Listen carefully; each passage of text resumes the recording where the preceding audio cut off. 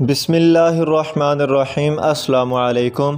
یہ جو بل ٹرانسجنڈر کے نام سے نیشنل اسمبلی میں پاس ہوا ہے، اصل میں ٹرانسجنڈر کی آڑ میں آپ کے سوشل سیٹ اپ کو برباد کرنے کی کوشش کی جا رہی ہے۔ اب سمجھیے کہ ٹرانسجنڈر بل ہے کیا اور اس کی ضرورت کیوں پیش آئی۔ اصل میں یہ جو ٹرانسجنڈر کی ٹرم یوز کی جاتی ہے وہ خسروں کے لیے یوز کی جاتی ہے۔ کچھ لوگ انہیں ہجڑا کہتے ہیں تو کچھ لوگ انہیں خواجہ سرا کہتے ہیں تو کچھ شی میل کے نام سے انہیں پکارتے ہیں۔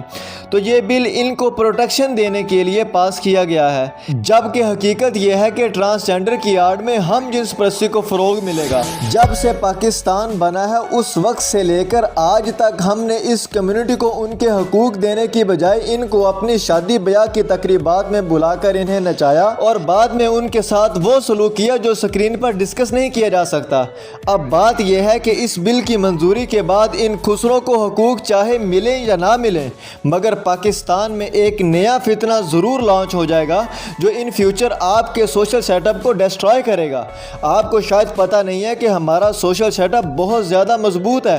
اور اس سوشل سیٹ اپ کو برباد کرنے کے لیے انہوں نے نقب لگائی ہے، اسی لیے اس کو ٹرانسجنڈر کا نام دیا ہے، جبکہ اس بل کی آڑ میں ہم جنس پرستی کو فروغ ملے گا۔ اور اس بل کے مطابق اگر کوئی مرد یہ کہے کہ میں ہوں تو مرد لیکن مجھے فیلنگ عورتوں والی آتی ہیں، تو اس لیے میں اپنی جنسی خواہش کو پورا کرنے کے لیے کسی دوسرے مرد کے ساتھ تعلقات استوار کرنا چاہتا ہوں، تو اس پر گورنمنٹ آف پاکستان اس مرد کو ایک سرٹیفکیٹ جاری کرے گی جس میں اسے کسی دوسرے مرد کے ساتھ تعلقات استوار کرنے کی کھلی اجازت ہوگی۔ اگر وہ کسی جگہ سیکس کرتا پکڑا بھی گیا تو پولیس اسے گرفتار نہیں کر سکتی، کیونکہ اس کے پاس بچنے کے لیے یہ جواز موجود ہوگا جو گورنمنٹ آف پاکستان نے اسے سرٹیفکیٹ کی شکل میں دیا ہے۔ اسی طرح اگر کوئی عورت کہتی ہے کہ میں ہوں تو عورت لیکن میرے اندر فیلنگ مردوں والی ہیں، تو گورنمنٹ آف پاکستان اسے ایک سرٹیفکیٹ جاری کرے گی اور وہ عورت اس سرٹیفکیٹ کو یوز کر کے کسی دوسری عورت کے ساتھ سیکچول ایکٹیویٹی پرفارم کر سکتی ہے۔ تو اس طرح آپ کے ملک کا قانون اس کو گرفتار کرنے کی بجائے اسے سپورٹ کرے گا،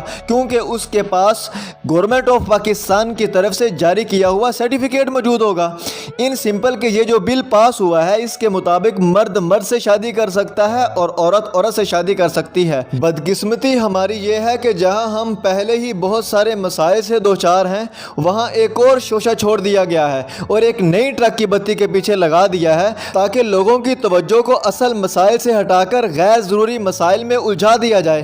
اب سارے میڈیا پر سب سے زیادہ یہی بات زیر بحث ہے، جبکہ سیلاب آپ کے ملک میں ہے، کھانے کے لیے اناج نہیں ہے، پینے کے لیے صاف پانی میسر نہیں ہے، مہنگائی دن بہ دن بڑھتی جا رہی ہے، ڈالر آسمان کو چھو رہا ہے، غریب غربت کی لکیر سے نیچے جا رہا ہے، سٹاک مارکیٹ میں مندی کا رجحان ہے، قرضوں کا بوجھ آپ کے سر پر ہے، ملک ڈیفالٹ ہونے کے قریب ہے۔ تو بجائے اس کے کہ ان تمام مسائل کو ریزالو کرنے کے لیے مل بیٹھ کر کوئی ایسا بل پاس کرتے جس سے غریب کو روزگار ملتا، ملک کی آمدنی میں اضافہ ہوتا، ملک میں خوشحالی کا سما ہوتا، تو اس طرح کے بل پاس کرنے کی بجائے ایک ایسا بل پاس کر دیا گیا ہے جو خدا کے عذاب کو دعوت دینے کے مترادف ہے، کیونکہ قوم لوط کو اسی وجہ سے تباہ و برباد کیا گیا تھا کیونکہ وہ لوگ ہم جنس پرست تھے، یعنی مرد مرد کے ساتھ غلط کام کرتا تھا اور عورت عورت کے ساتھ غلط کام کرتی تھی۔ اور جب حضرت لوط علیہ السلام نے اپنی قوم کو سمجھایا اور کہا کہ اس گناہ سے باز آ جاؤ، تو انہوں نے کہا کہ اگر آپ اتنے ہی پرہیزگار ہیں